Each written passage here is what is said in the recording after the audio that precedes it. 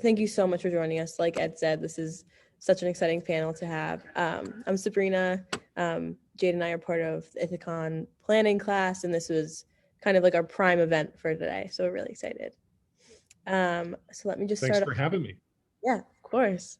So hello, everyone. I'm Sabrina. I'm so excited to welcome you all to Breaking Into the Business with our very special guest, Richie. Thank you all for joining us for our first virtual ITHACON. We're so honored to have Mr. Richie with us today. If you don't already know who he is, he's the founder and CEO of Boom Studios. And since its foundation in 2005, I believe it has produced countless incredible comics, graphic novels, movies, TV series, anything you can think of. Even if you haven't heard of the company itself, you've definitely heard of multiple things they've been a part of.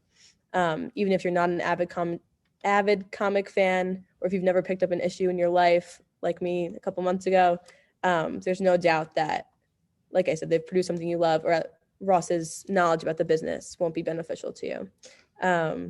Thank you so much for joining us. And at any point, if anyone has any questions, just feel free to type them in the Q&A chat, and we'll save about 10 to 15 minutes at the end to address some of those. So not to waste any more time, Mr. Richie, if you just start off by introducing yourself, giving us a little bit of your background. Sure. My name is Richie, and I'm the founder and the CEO of Boom Studios. I have won Publisher of the Year 9 times from Diamond Comic Distributors, and I've published 4 New York Times bestsellers. Amongst the other things that I've done, I am in the process of publishing a comic book from Keanu Reeves that Keanu created and is co-writing. That's called BRZRKR, which is the best-selling comic book that has been published in the past nearly 30 years. Yes, that is it. Thank you. And we just published a Magic the Gathering comic book called Magic, which is the best-selling Magic the Gathering comic book that's been published in the past 26 years. So we have a partnership with Hasbro for the Mighty Morphin Power Rangers, and we're publishing 2 series, one called Mighty Morphin, the other one called Power Rangers. And you might know me from Lumberjanes, which has sold over 1 million copies worldwide. And lots of other stuff, Cartoon Network stuff, Disney that I've done in the past. And we're in the middle of a real renaissance in the original series that we're publishing. Things like Something is Killing the Children, as well as Once and Future. And We Only Find Them When They're Dead, and 7 Secrets. That's awesome. Yeah. I've been doing this for 15 years, since 2005.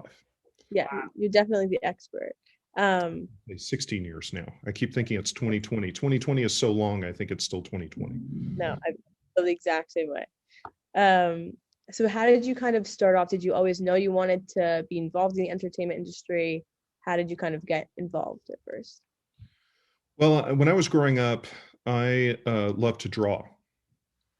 And so I took art classes when I was a kid, all the way through high school, and I entered college as an art major. And as much as I tried to visualize a future for myself as a fine artist, I couldn't find my way there emotionally and psychologically, what a future would look like for me.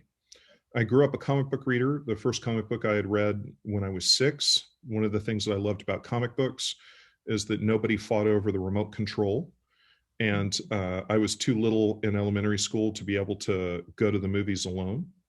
And my parents were not regular moviegoers. So I could get a comic book and I could go in my room and I could read it and I could be totally in control of it. And there would be no fight with my brother over the comic book. So as an avid comic book reader, I never visualized it as a career.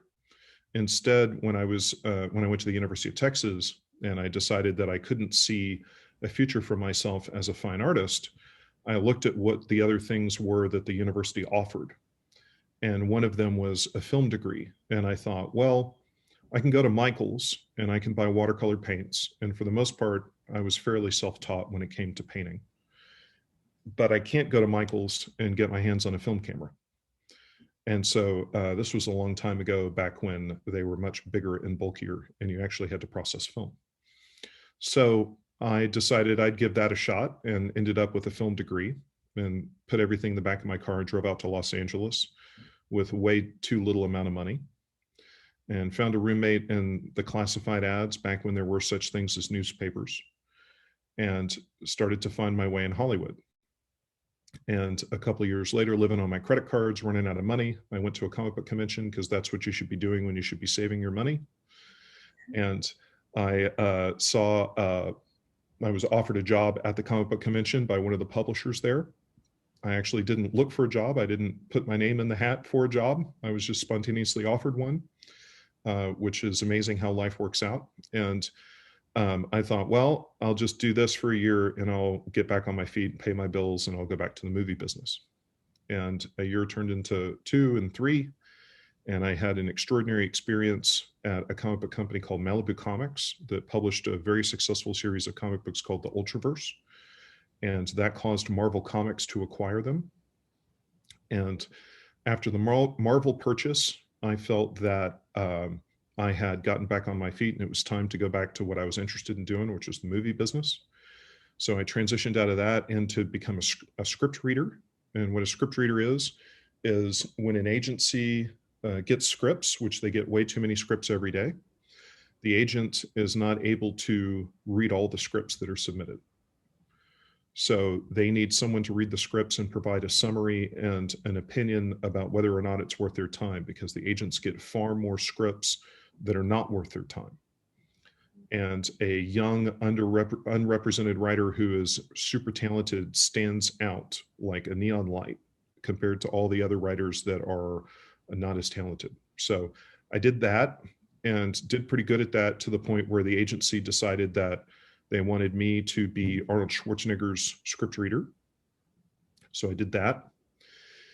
And then through that process, I kept up my relationships in the comic book business. And the phone rang one day, and a legendary comic book creator named Keith Giffen called me up, and he said, "I'm being offered a movie deal. And I hear that you know how movie deals work." And I said, "Why don't you tell me, how long are they optioning the rights, and how much are they offering you?"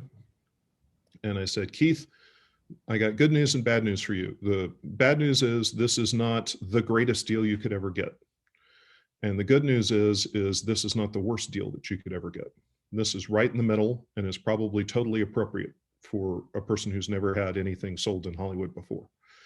And so Keith and I became friends. And then Keith called me up and said, "I'm doing a series at Image Comics, and I want you to write it." And I said, "Keith, I'm not a writer." And he said, "I'm doing a series at Image Comics, and I'm going to draw it, and you're going to write it."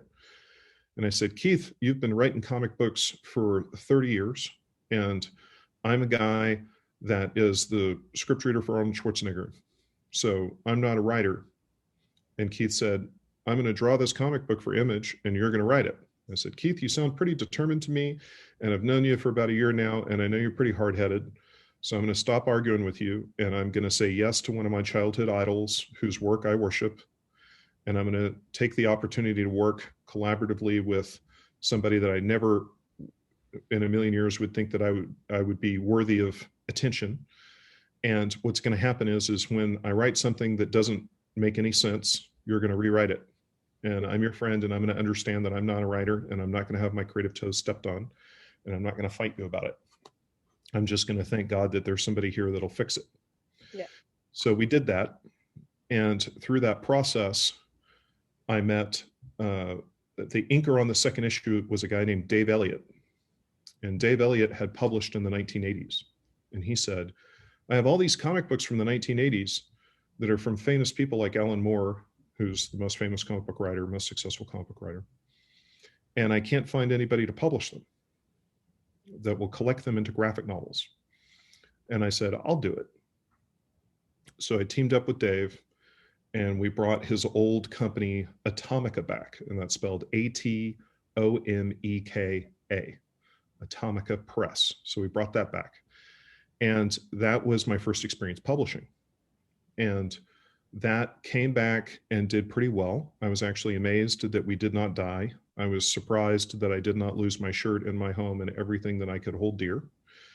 And after that worked well, Keith Giffen came into town for a convention, And we went to a little dive bar, and Keith started buying me beer and plying me with beer, and said, Ross, you got to start your own comic book company. I said, Keith, don't you know that people who start their own comic book company, they lose their shirt, they lose their house, and they lose everything they hold dear because it fails. And Keith said, you need to start your own comic book company. And I don't need to keep saying you need to start your own comic book company, but that was what he did all night. And he just said, take another beer, drink another beer, drink another beer. And he was like, if I get him drunk enough, he will start his own comic book company. And that strategy worked because I thought Keith had been successful for 30 years. And I thought people who have long staying power in the business, they know how to reinvent themselves. And you should pay attention to somebody that is your idol, that you respect, and listen to them. And so I started Boom. And the first 6 months, pretty much everything I published was Keith Giffin's creation.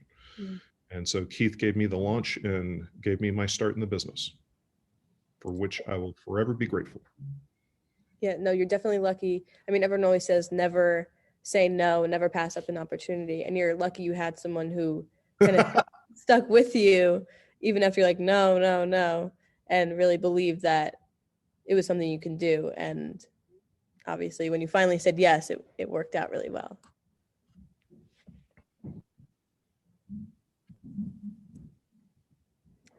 Oh, I'm back. Wait, are you back? Can you hear me? I can hear you.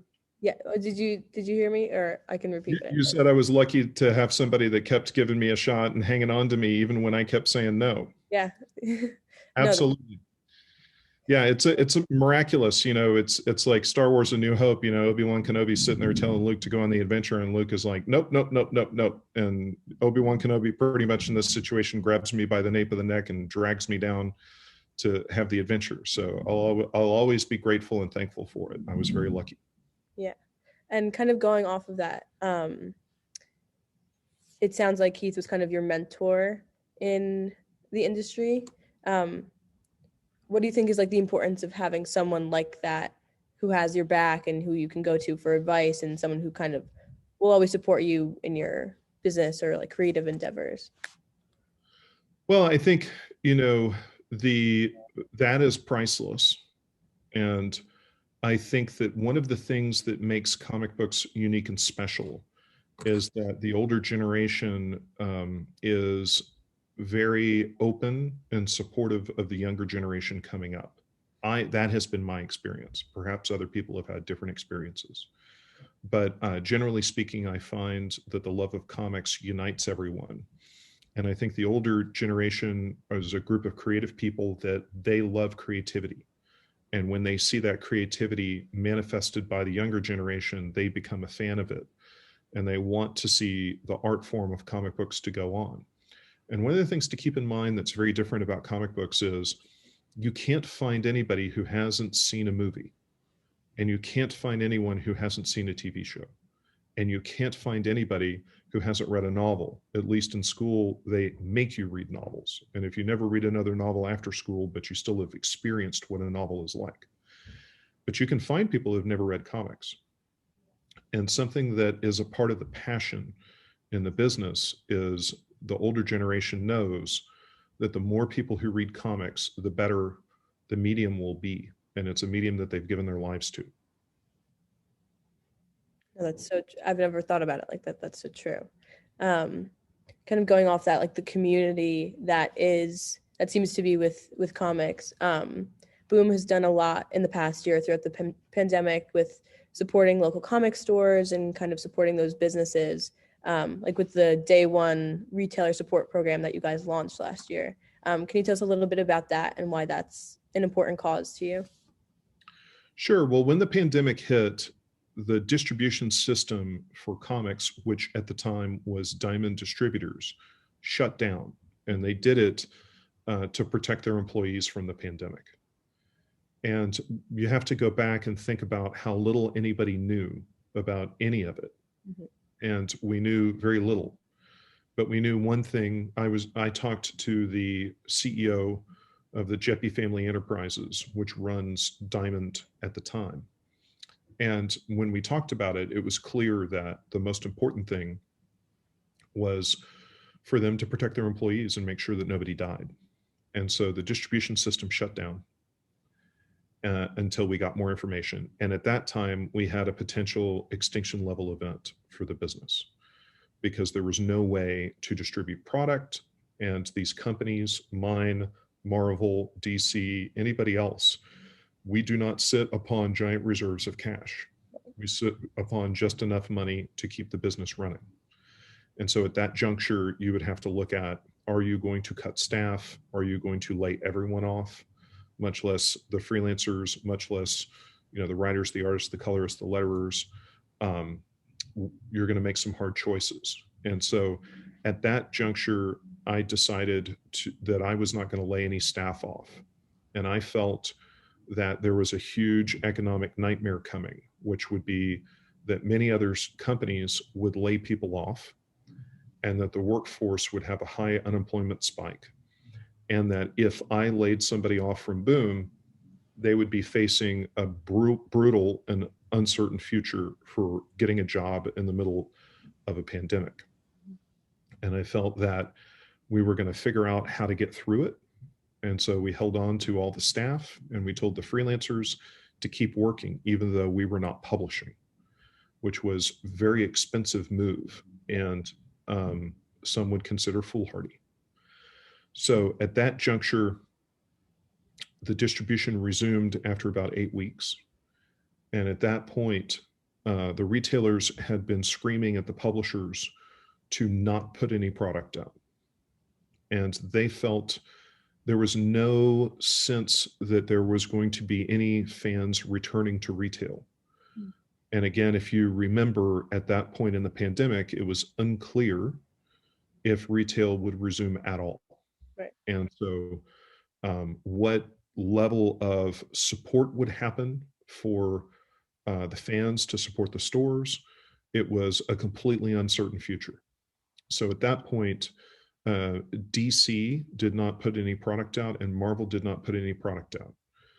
And what we were gambling on, what I have always believed, as well as my president of publishing and marketing, Philip Sablik, have always believed, is that comic book shops are, I'm gonna go off on a jag here for a second and talk about what a comic book store is, okay?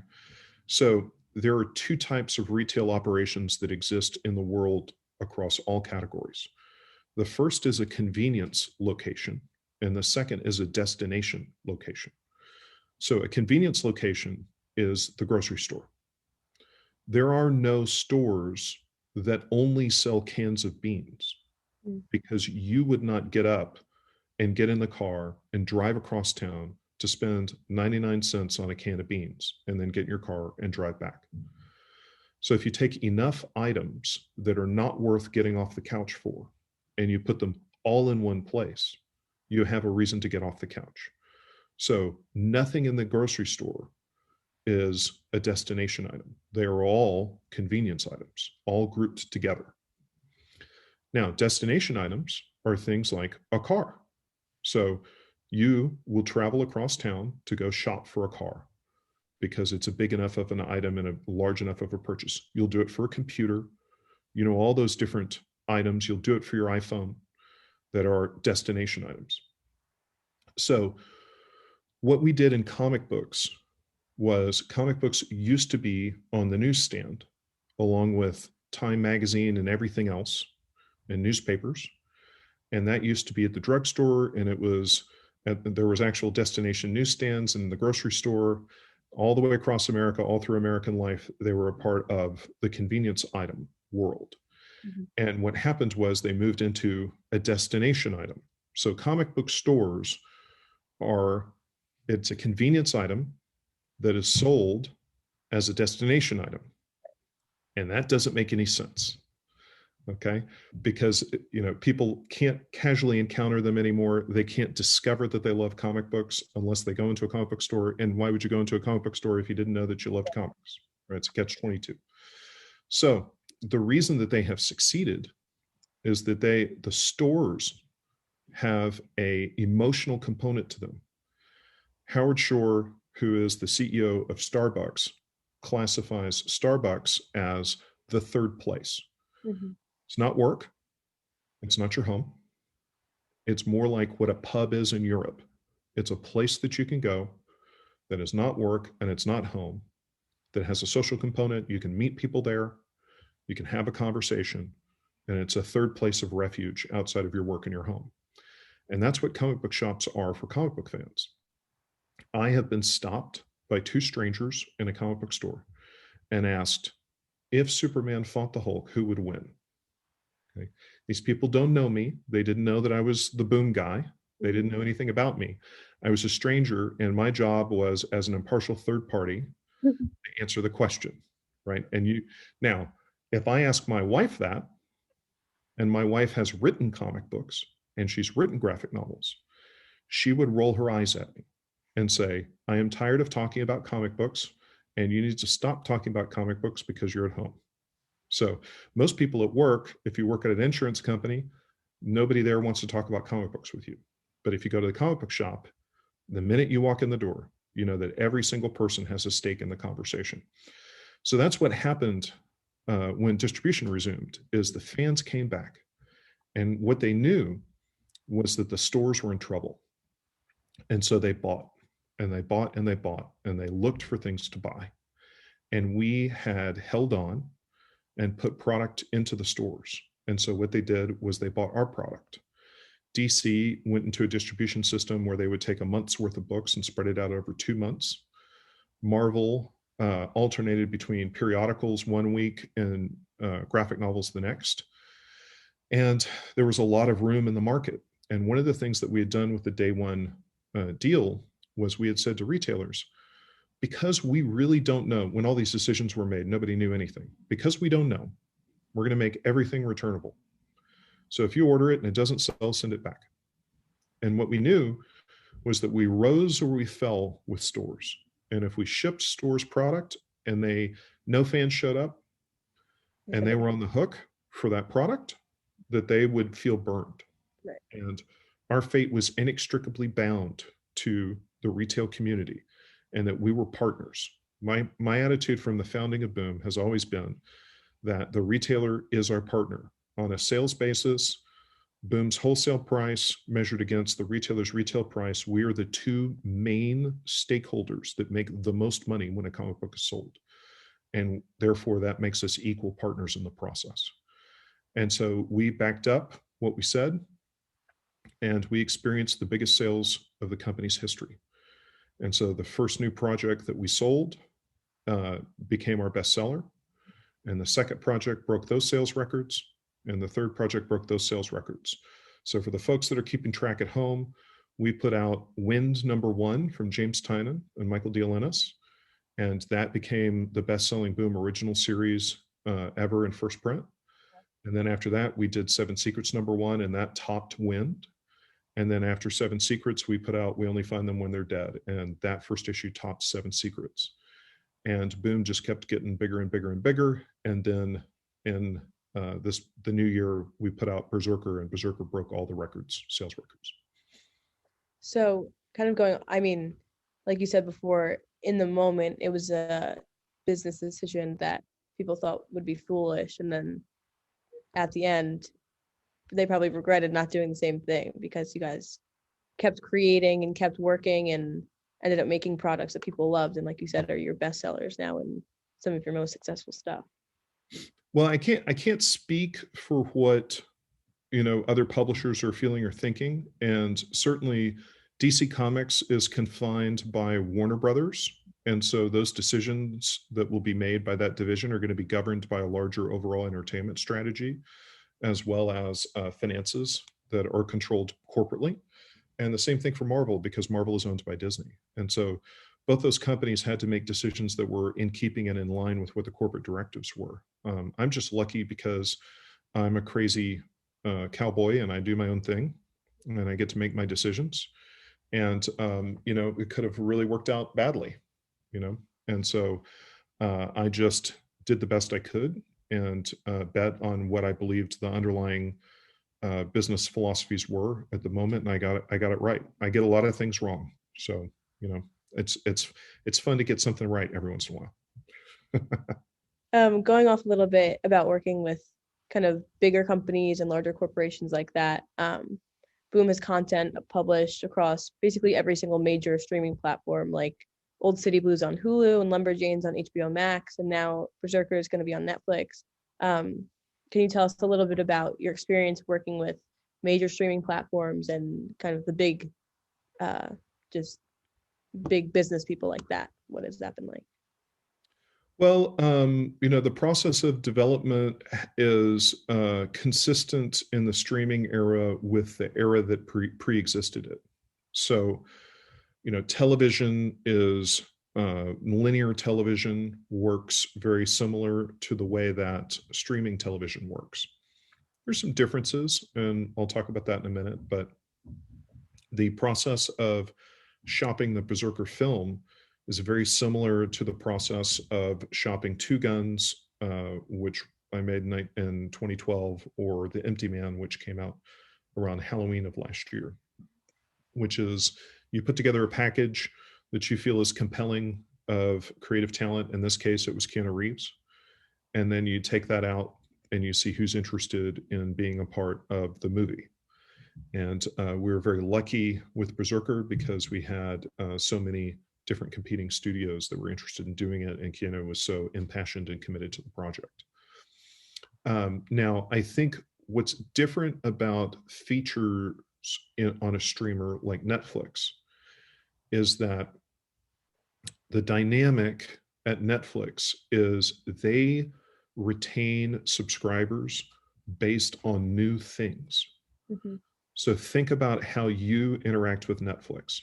If you turn Netflix on and it was the same thing on the screen that it was the day before, that it was the day before, that it was the day before, after about 2 weeks, you'd get pretty bored and you'd think, well, this is just the same old stuff. And you would probably cut it. And once you felt like you'd watched everything you were interested in, and you'd move on to the next thing. So the Netflix feature film people, what they want to do is make as many movies as they can that are of a quality level that is satisfactory to them as quickly as they can. So they are looking to make their movies. In the conventional studio system, with the regular studios, they could get fired for making a bad movie. And so they develop and develop and develop and develop and develop and develop and develop. And they take their recipe and they have somebody else taste it and say, do you think this is any good? And then they ask the neighbor down the street, do you think this is any good? And they ask the little kid wandering around the parking lot, do you think this is any good? And everybody's scared to make a movie. Because if you say yes and make a movie and it bombs, you get fired. But if you develop a lot of really cool projects with a lot of really cool people, you don't get fired. Mm-hmm. So that's how streaming's different for features. For television, it's many of the same situations that govern it, which is that the conventional linear television networks, they make pilot after pilot after pilot, and they cut them, and only a few get out and get made. In conventional television, it's governed by time slots, and those time slots are eaten up by shows that are continuing. And so they only have a very few number of slots that are available. So they buy a whack ton of stuff, commission all these scripts. They get a bunch of scripts in, they cut those down to the ones that they're going to make. They go and make a bunch of pilots, and they cut those down to the ones that they're going to put on the air. And then there's a bunch of stuff that gets killed after the first season or the second season, and they don't go the distance. Meanwhile, at a streamer like Netflix or Hulu or Amazon, they're not governed by time slots. What they're governed by is they need to have new things. When you log in, it needs to be something cool, and it needs to be new. And they have algorithms that show them where the greatest need is. There are, a slot is, they need a comedy like this for this demographic. They need a comedy that women from the age of 25 to 35 will watch that tonally feels like happy endings or whatever. And so they're going to buy and commission and make, and they are much more given to making content. And they're in I call it a content sprint. Mm-hmm. They are sprinting. And now, if you look back at the last Disney investors presentation they did, I think it was in December, and they announced something nuts like 9 Star Wars TV shows and a whole whack ton of Marvel stuff. That's the content sprint. Disney Plus has figured out that they need to go make a lot of content as quickly as they can to try to catch up with Netflix that's making a ton of content. They've been doing it for decades, and Disney's just starting out. Exactly. And so Disney has the advantage of having some powerful worldwide brands. And whereas Netflix is in a place where they have, Bridgerton, and they've got Stranger Things, and, they have fewer powerful global franchises. So that's what it's going to be, is the content sprint versus the global franchise strategy. And that's what the next 5 to 10 years will show. Definitely. And with having such a big name like Keanu Reeves on your project, or in the past, there's countless like household names that have been on projects you guys have produced. Does that change at all kind of the pitching process, or like getting offers from platforms? Does that really change anything at all? Sure. Where does an 800-pound gorilla sleep? The zoo. Wherever they want. Okay. So Keanu Reeves, if Keanu Reeves rolls out of bed today and decides that he wants to do a project, everyone is going to move heaven and earth to acquire that project, be associated with that project, direct the project, have anything to do with it. And so there's a hierarchy, and at the top is Keanu Reeves, and at the bottom is brand new fill in the blank writer, director, actor, whoever. And that's why everyone wants the biggest talent in the business, is that it makes it easier to sell projects. Yeah, because if you're, say, like scrolling through Netflix and you see a title for a show you've never heard of with stars you've never heard of, you're much less likely to click on that than you are if you see Keanu Reeves' face and name on the front, even if you've never heard of whatever it's being adapted. Absolutely. Going a little bit with like image and branding and stuff like that. Obviously, Boom is not a very subtle name, and it's very recognizable when you see it. Can you tell us a little about like the importance of that, and having a logo and a company name that's kind of, you hear it and you know exactly what it is, or you remember it? Oh, well, I think that's the game. Yeah. So if you are hopeful, like, look, let's stop for a second and think about one of the things that I find fascinating is the original publisher of Marvel Comics. His name was Martin Goodman. And this guy was Stan Lee's cousin by marriage. And that's how Stan got a job, was that it was a familial connection. So the original name of Marvel Comics was Timely. And they were that company for 10 years, give or take. And then they changed their name to Atlas for 10 years, give or take. And so for 20 years, they had been publishing and had not created the Marvel universe that you would recognize. Mm-hmm. And then they published a comic book that Stan Lee wanted to call The Fabulous Four, and Martin changed the name to The Fantastic Four and said that we should call the company Marvel. And the name of that company is a command. I want you to think about that. Mm-hmm. It's very powerful. It tells you who they are and gives you a sense of awe and wonder. And the first thing in the Marvel universe tells you that it is fantastic. After that came the Amazing Spider-Man and the Invincible Iron Man and the Incredible Hulk. Mm-hmm. Words are powerful. Yeah. And the words that recur over and over and over again are even more powerful. And I think this accounts, as well as the creative brilliance, for why the Marvel catalog is so successful. It certainly is a good way to get going. So you want a good foundation. And so I felt that the name Boom was simple. It was phonetic. I was frankly absolutely stunned that no one had ever called their company Boom that published comics. It was so obvious it scared me. Right, like in comics, you always think like bang, boom, like things like that. So that kind of it was an easy, it was an easy Right. get. Right. Well, I also knew that I was not bashful. I am a large person. So just about a month ago, there was a lady walking down the street and she stopped and looked at me and said, "You look like Stone Cold Steve Austin," which, in case you don't know, is a professional wrestler. So I am not known for being quiet or soft spoken. So Boom, it definitely mapped to my aspirations. My joke at the company is that the name of the company is not Whimper. So there are other companies that are fashioned themselves more as boutiques, and they have created more of a sensibility that they are a small cottage industry, and that's very appealing to me. There's plenty of days when I don't want all the hassle and all the pain of running a large company, and having a small little creative house that sort of provides for a nice life is, certainly appealing. But that's not what I started with Boom.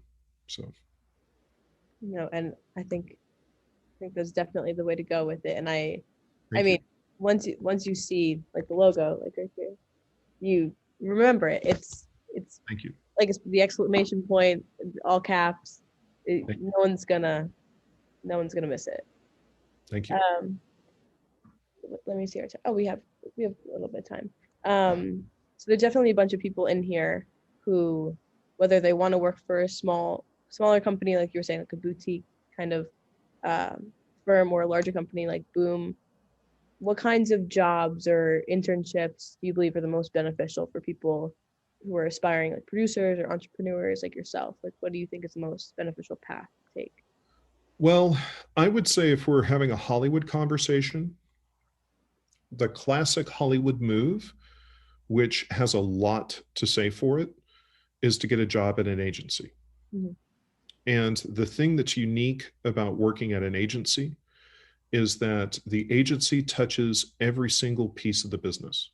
Agencies represent producers, they represent writers, directors, they represent actors, and they interact constantly with the studios. And so if you get a job at an agency, you will be able to see these different parts of the business. And then you can be exposed and decide. And there's countless writers that went into the agency business and discovered that they loved writing because they could get their hands on all the scripts that the agency had. And all the agencies have all the scripts. And that is not an exaggeration. And their job is to keep track of all the projects in town. So if you have aspirations to be a writer, if you get a job at an agency, you can spend the evenings reading all of the scripts that are hot in town and get a sense of how a hot script is written, what makes a hot script. And if you're a director, you can see who are the hot directors, why are they the hot directors, how are they popping, how are they getting attention, what do studios expect from them? Because there's a lot of directors when they start out, they're very artistic, and they think that if they come in and they say, "I'm artistic and I am special and you have to deal with me," that studios will say yes. And learning that studios say no to that is probably a wake up call for a lot of directors. And same thing with actors. There just isn't a part of the business where you can't learn. But if you can't do that, interning for a producer is probably not a bad idea, because producers put projects together. So let me explain something on the entertainment side that a lot of people don't understand.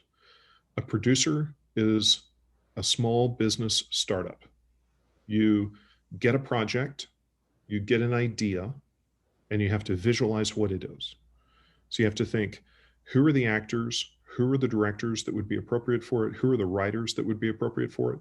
And then you have to go politic, and you have to go negotiate, and you have to go get past the gatekeepers, which are the agents. And you got to put together a cool project with cool writers and cool directors and cool on screen talent. And you need to be able to understand what's commercial.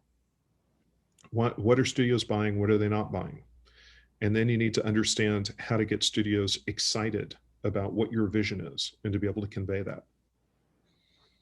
Absolutely. Yeah, I feel like marketing yourself is almost more important than marketing your project, because like people believe in you, then they'll believe in your projects a lot more. Well, but the thing to keep in mind is if you market yourself too hard, Yeah. you become a huckster. And the proof has to be in the pudding. So what you need to do is you need to get good projects, and then you need to be good at explaining why they're good, Mhm. which is very hard. Yeah, And it's a skill that a lot of trial and error will teach you. definitely. Um, just going from there, we have a couple questions that people have. And also, if anyone, you came a little late, you can type your questions in the Q&A chat, and we'll get to them as we go along. Someone had asked, what would be an ideal new project or book for Zoom? Well, for us, the thing that a lot of people are not aware of is that we do not have infinite bandwidth. There are only so many projects that we can put out, and we have far more material submitted than we can publish. So in 2019, we cut our output by 15%. And in 2020, we cut it again by 10%. So net over 2 years, we've cut our output by a quarter, by 25%, which is a lot. Yeah. Okay. Why was that? Well, our theory was that we thought that there was too much product on the market. And we thought that if we cut our material down, that we could help retailers focus in a sea of confusion. And that strategy worked. Our sales went up. So with a publishing slate that's getting smaller, it's harder for someone to stand out. So we went to the biggest talent in the business. James Tynan is somebody that's at the top of the business right now writing Batman. We had cultivated a relationship with him for 10 years, and he delivered Something is Killing the Children to us, which some people say is the next Walking Dead. Yeah. So beyond that, Kieran Gillen, who had delivered a huge hit with The Wicked and the Divine, and Tom Taylor, who had one of the number one selling DC comics of the past 2 years, and then Al Ewing on We Only Find Them When They're Dead was one of it was it was him and Donny Cates were the hottest writers at Marvel Comics. And so our slate is getting more and more competitive. We're doing less stuff, and we're getting bigger writers and bigger artists to work at the company. And so generally what I would say is, if you're working in the comic book business and you're in a place where your projects are working and each project is working better than the last one, we're probably looking at you and probably in a conversation with you about what you might be able to do with us. And in that world, we're very open and flexible about the genre, but what we're looking for is high concept.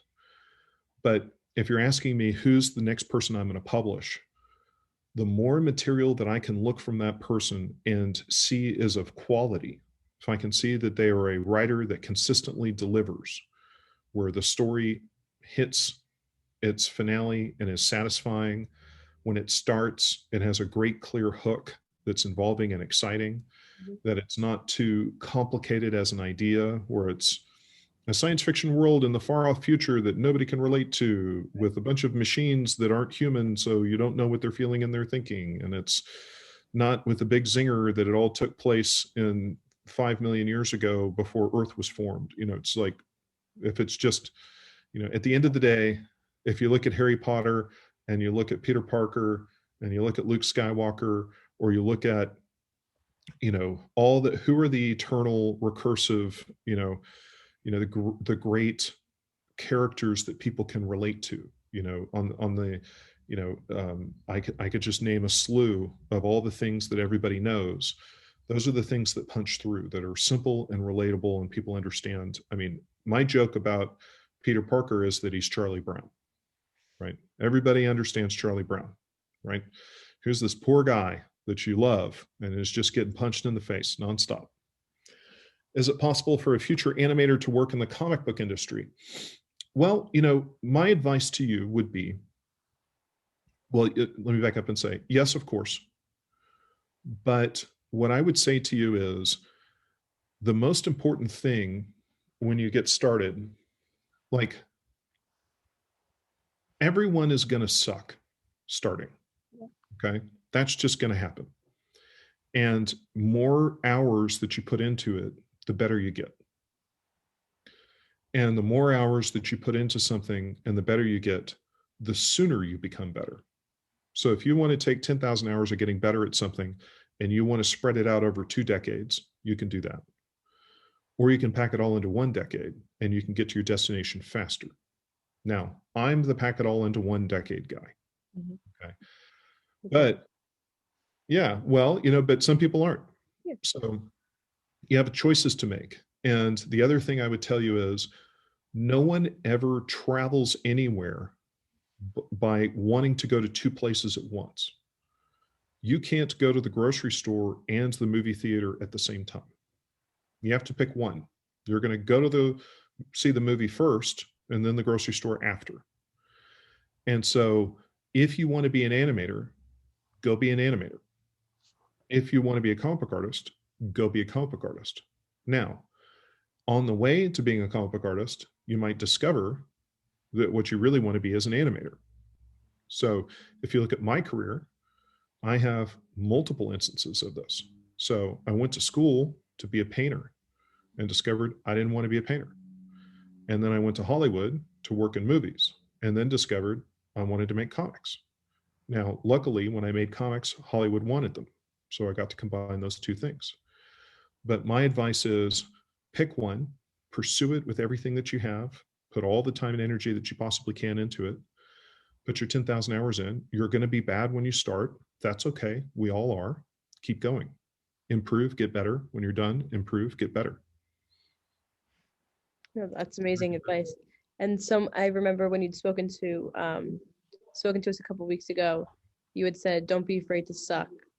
And that was something Jade and I and our professor, we all said that was like our favorite advice that we'd heard from any of our speakers. It was something that really straight to the point. Like we said, we're not very subtle here, but it really stuck with us, and it's so true.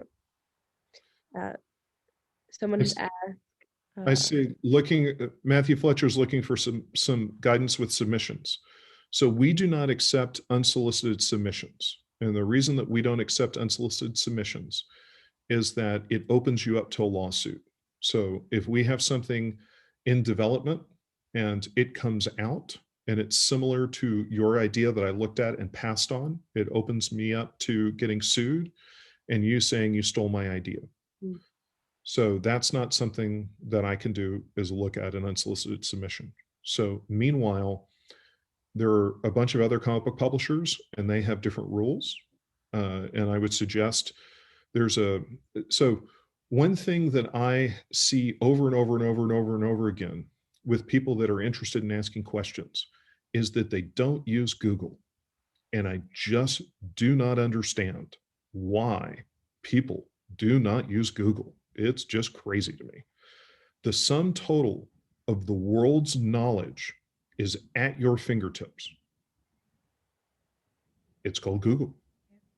So if you want to submit to a comic book publisher, put submissions and then the name comic book publisher and put it into Google and then read. It's all there. Yep. Christopher asked, do you try to always put out comics that cover various reader age ranges, or do you look for good work in whatever its target age is? That's fine. Yeah, we do look for good work first.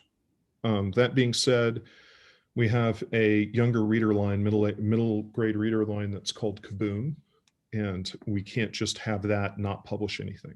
So if the material that's coming out through Kaboom starts to slow down, we start beating the bushes from writers or creators that we know saying, hey, do you have anything for Kaboom?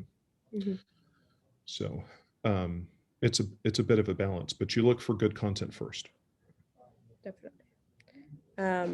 Someone had asked in the chat a little while ago, what has been one of the best projects you have had come through Boom? And it's a little vague, like some of your favorite experiences with projects personally, anything. Well, the most fun is Lumberjanes. Okay, Mm-hmm. so Lumberjanes is the greatest tale of creative success for the underdog that exists. So I went to a meeting at a company that worked in animation and was a major player. And I spoke to a lady who was involved creatively in the launching of My Little Pony Friendship is Magic. And I had always had a tremendous amount of respect for um, franchises that have staying power. And so, whatever you think of My Little Pony, maybe you like it, maybe you don't. I have success for people that have staying power in bands that I don't like. Okay. And I could give you a list of bands that are huge that I don't like, and the list is longer than your arm. But I have respect for them because they succeeded over and over and over and over again and have longevity. And My Little Pony, I always had tremendous success for and recognize their success. And so in this meeting, this poor woman, I just grilled her about My Little Pony, and I wanted to know everything. And what she said was, what My Little Pony is it's not a story about ponies. It's a story about a bunch of friends in kindergarten that are going out on, she said it's like when you're in kindergarten and you go out on recess and you're with your friends and you divvy up who is this and who is this and who is this, and then you play that game all together. And they're not ponies, they're people. And that the stories are not written about being a pony. And I was just gripped by that. I was really fascinated. Yeah. And I came back to Boom and I went to Shannon Waters, who's one of our editors, and I said, hey, this is how My Little Pony, well, maybe not how it was conceptualized, but how my Friendship is Magic was, sort of conceptualized. And why don't you take this framework and this idea, and why don't you think about how a group of friends could have adventures together or stories told together? And she went and collaborated with some of her friends, like Grace Ellis and Noelle Stevenson, and came back with Lumberjanes. Mm-hmm. And Lumberjanes is basically a group of, similar to Girl Scouts that are out at summer camp doing crafts that discover that there are monsters in the woods, but they're not monsters that will kill you. They're cute mythical creatures that are misunderstood. So they're kind of like Muppety monsters that are fun to interact with, hipster Yetis and things like that. And so the Holy Kitten, that's for you to read in Lumberjanes. I don't want to spoil the Holy Kitten. But that's turned into a global franchise. And for me, I'm the father of an 8-year-old girl and a 6-year-old girl. And my daughter, my eldest, was maybe 2 when Lumberjanes #1 came out. I call my kids the littlest Lumberjanes. And that's the thing that I'm probably the most pleased and thrilled and excited to be associated with. Seeing this thing that has great mythic power born from a conversation. Really. We only have about 6 minutes left, so Speed round. Someone asked, are you happy with where your business decisions have brought you? Would you do anything differently? If so, why? If so, why? Well, I would make all the mistakes that I made, I wouldn't make them. So, it's a bit glib, but the truth of the matter is you can't go back and relive the past. I've managed to call more shots right than I got wrong, which is why I'm here. And so for that, I can only be thankful for. I don't ever for a minute think that I'm some sort of a genius, because when you do that, you don't keep your feet on the ground and you start letting your ego make choices. And if you do that, you're in trouble. You will fail. So, who's been your favorite writer to work with? Big Papa, I am never going to say who my favorite writer is. I've published my wife, Big Papa. She's my favorite writer. Good. I'd like for you to argue with me. Ed is telling me that we might have to wrap up a few minutes early just because we have another Zoom meeting that might overlap with ours, and we don't want any glitches with other people. You got it. But like Ross said, if more questions, Google's always there. They can probably answer your questions. Just want to thank everyone so much for joining us. And Ross, you're so incredible. Thank you so much for answering. Thanks for your time. I hope everybody has a great weekend. Thank you so much for having me. Thank you so much. Thank you, everyone.